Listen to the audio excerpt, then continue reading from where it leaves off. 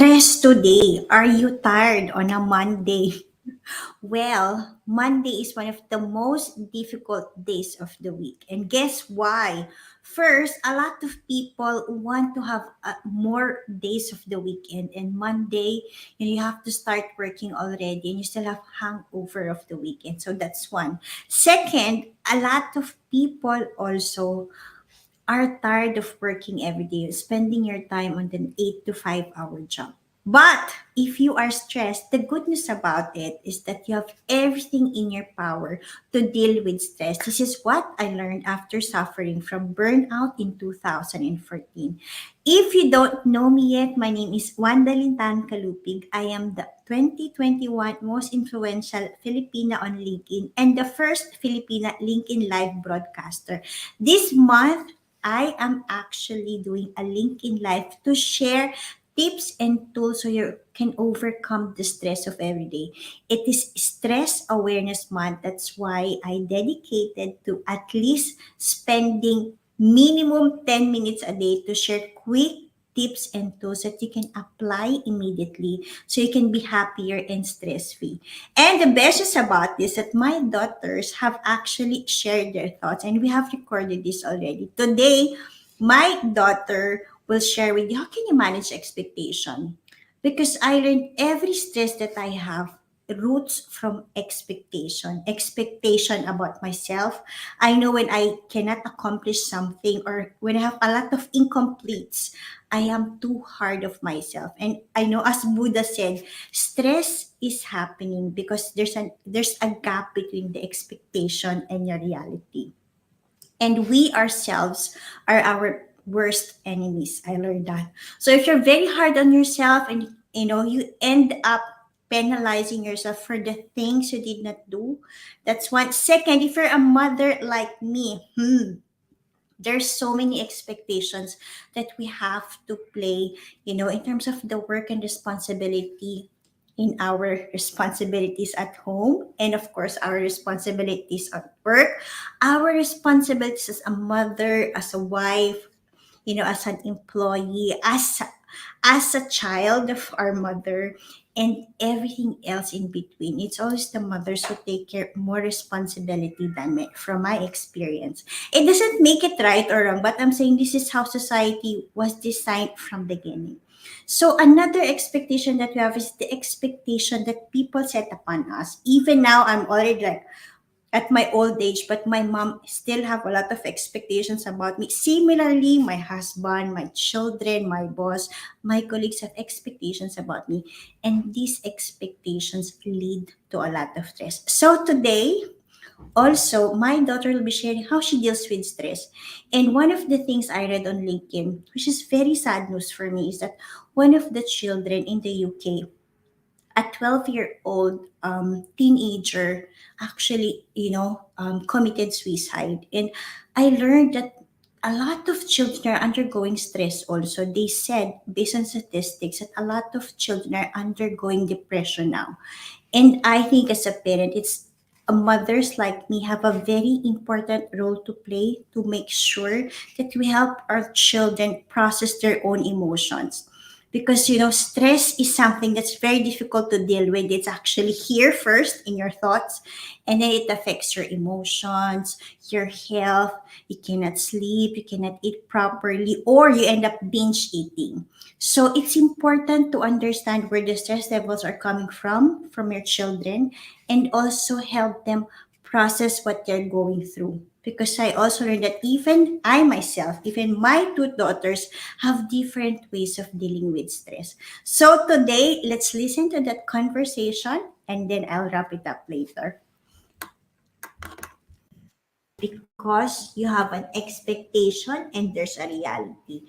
And they said mothers like me have an expectation of at least 2,000 a day to a children. 2,000? I don't know. I mean, that's studies, right? So I think when you were younger, and every parent will always have an expectation of how a child should behave. But I also learned throughout the years, as a mother for 12 years now, that your stress will go away the moment you just let your children be a child. Like, stop expecting and start respecting who they are. What are your thoughts about it, baby? Stress because of the difference between expectation and reality. Well, like, it's very hard to know because sometimes you think that your expectations are reality. Oh, okay. Like, for Like, you example. expect it to just be the truth. Mm-hmm. Like, example, you'd want to, I don't know, spend time with your sister. Like, I want to spend time with Sam, right? Mm-hmm. And then instead of doing, and like, I'd expect her to want it too, because that's what used to happen. Mm-hmm. Because it used to be reality. Okay. But then now, sometimes she's a bit too busy. Mm. So, and then I'm always so confused. Like, what happened? Why does she not want to spend time with you? Like, is there something wrong? Have I done anything wrong? Mm-hmm. And then it always just causes you to stress yourself out, thinking that you're the one who has the fault, when in reality, it's just things changing around you. Oh, that's a very good point. I think that's a good reminder for me and for everyone that, our realities keep on changing every day. Like, maybe your sister, I know when she was even smaller, she always wants to spend so much time with you. Now she has her own world where she operates as she wants to do things, watch this, watch that, do this, do that. Then you started to question why she doesn't want to spend time with me. You start to have these stories in your mind, but the reality there is that the realities have changed. So you have to also change your expectations about it. So that's a very good point. I think not only about sister relationships, even marriage is like that really. Like, I remember I used to tell daddy, let's just have a divorce. I told him, let's just be, I was just joking. I was just telling him, I just want a divorce already. It's like, what? Just court me again because it's fun that way. I used to get a lot of gifts, or you just do whatever I want. Even if I made a mistake, you'll say sorry no matter what. But now if I get angry, just ignore me. So I was telling him, yeah, let's just go back to the past. Let's just be, in a relationship, but not married anymore because you're ignoring me compared to past. But I think what really changed is what you also said. Realities change. I mean, I was expecting daddy to be the same. I was expecting our relationship to be the same, but we've been like 22 years together. So I should have grown up and matured enough. But what I learned through that experience is that I need to know myself first, communicate what I want, and I'll get it. So now I'm very clear to daddy, like, I want to do this or I want to eat that. Then he will get it what I really wanted. Instead of making him guess what I want, so that takes away the stress because I don't expect him now to keep on guessing what I want. I just tell it and then he gives it to me. So I think in a relationship, it's all about communication as well. So that your realities and expectation. They said expect less so you'll not be disappointed, right? Do you want to add anything else on that? What do you call this?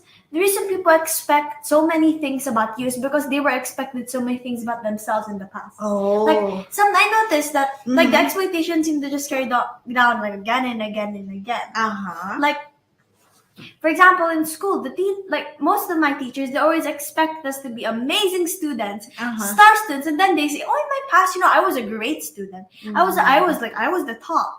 And then like you'd notice that because they're saying that, that they were being pressured, they were being expected to be the same. Oh, because the expectation is being passed on to you. You're saying about that. Now you get stressed because of the expectation that other people imposes on you. It could be your teacher, it could be your boss, it could be your colleague, it could be your friends. Yeah. So how do you manage? It's called peer pressure, also, right? How do you manage the expectations that people put on you?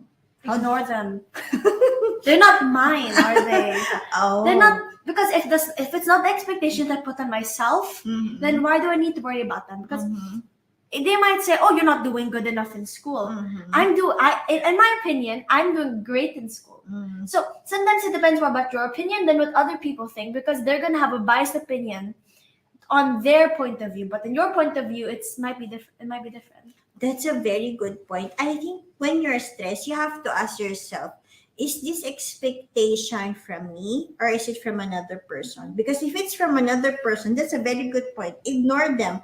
Because I always remind also my children when they get stressed, my only question to them, did you Give your best. did you do your best? Because at the end of the day, the scores in the examination, it doesn't matter to me. My focus always to my children is, did you do your best? Because if you do, and if your teacher did not see that, or if something happened, then I think, there's always a room for mistake. And I love what you said, that just ignore them. I think in life there's two opinions that matters most: your opinion about yourself and God's opinion There's about no point you. in carrying the world's weight around your shoulders, especially everyone else's weight that they're carrying from the past. I love that. Can you repeat, baby? She said there's no point in. Carrying the weight of the world on your shoulders, especially the weight of other people from their past. That's true. You should stop carrying the weight of other people, specifically the weight of their past.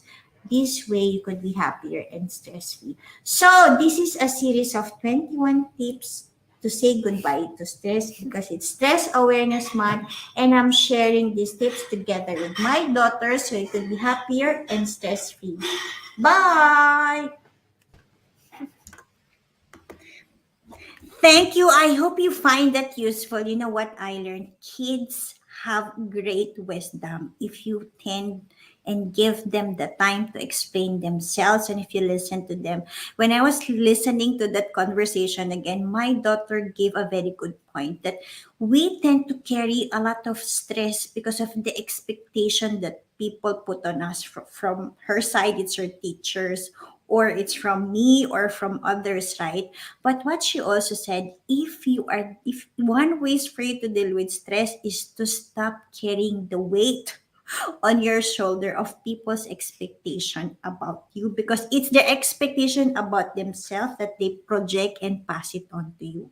And also, I think what's important there that we mentioned, there are two opinion that matters the most from my experience. Number one, God's opinion about you and your opinion about yourself. And let me explain that further through a story. I remember exactly I did one very, I'll say, good audit. I was very proud of myself. I remember my boss giving me a very good recommendation also. He was praising me during the travel that I did a very good job. Now, when I went back to the head office and when I was finishing all of the audit, during the closing meeting, I was walking him through the final slides and he told me, he said, Wanda, you failed me. Wow.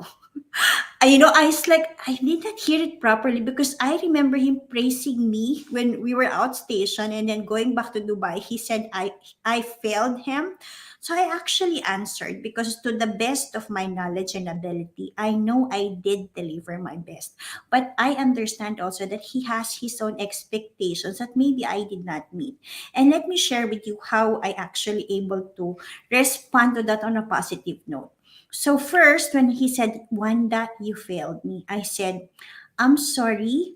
I think I do not fail. I only learn. So tell me, please, how can I do better? Because at the end of the day, I know from myself I did my best, I delivered, but whatever his expectations are that I need to meet. So tell me, please, how can I do better? So if other people tell you the same, that you're a failure, I think you never fail. You only learn. As they said, that fail, FAIL, also means first attempt in learning. So it's very important always to have that communication. As they said, 80% of problems is because of communication. And also, every problem can be solved through communication. And going back to that story, I remember my boss, his face was so red when I told him that, I never fail, I only learn. So tell me, how can I do better? He was actually very surprised the way I responded back. And he just said, see me after this meeting. And then we had a very calm conversation about what he wanted more. So, and I really did not feel bad because first I was able to express my emotions, speak up, and tell what my thoughts are. Similarly, I was able to express what he wanted to see more. So, if you're, stressed today, I think you're one communication, you're one question away from, understanding how can I do better. Even I always have this conversation with my children. I always tell them, mommy is not a perfect mother. So tell me, what should I stop doing? What can I do more of? Because I want to be a better mother to you.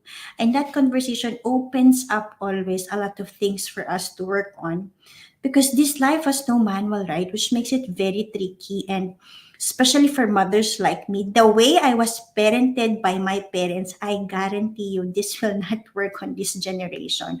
So it's always good to have that open communication and conversation with your children, how you can work together, how to deal with stress together. Because if you just listen to the stories of your children, they're going through so many stress. And if you don't help them, that could lead to many problems. And I remember my daughter sharing with me that, some of her classmates, are thinking of suicide at 12 years old. And it's very scary. But I know they are not my children, but I always just tell my daughter, at least give time to listen to your friends, because I think a listening ear can always be a way for you to help others and be kind, and do whatever you can. If they're asking for help, then you just give your opinion, but just listen and also hear, because every person have three needs based on my learning.